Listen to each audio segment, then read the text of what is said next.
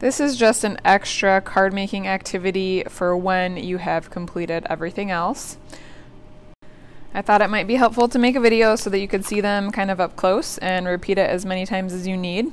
So this is just a collage made from scrap pieces of paper, unpainted paper. And this is a gnome drawing. And I also attached a little sheet on the inside for writing a message in my card. And then this one I used Art for Kids Hub to help draw this bouquet shape on here. This will only be a one-day project, so if you're working a little bit slower, you may want to choose things that don't need time to dry. So what we're using is half of a sheet of usually a smaller piece of construction paper. I just cut them in half. Fold it to create a card shape, or if you want to leave it unfolded, that's perfectly okay too.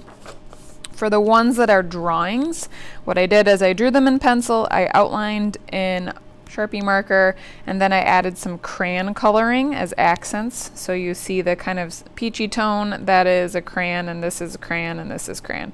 And then after I was done coloring, I added paint to the places I wanted to add paint.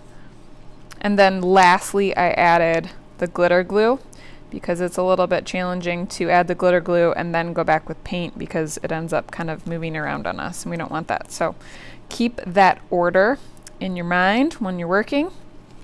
So I did those basically the same way, where I did drawing, coloring, painting, and glitter glue.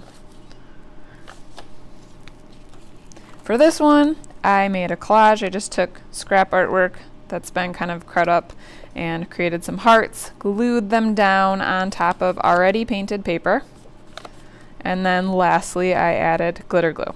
When you add the glitter glue, all you're doing is adding small little dots and then using your finger to spread. So you don't want big pieces of it on there, you just want little, less than a pea size, okay, little dots, and you just spread them so that you have that glitter effect all over wherever you would like it. And when you're finished with these, make sure they're open if they need to dry and they're sitting on cardboard and on the drying rack, and you'll be able to grab those when you're back next time. This is the scrap paper that you can use if you wanted to do a collage.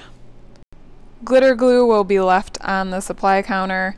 Please remember to per table and return them better than you found them, closed and standing, and do not be wasteful, because if we can't treat them kind, they go away.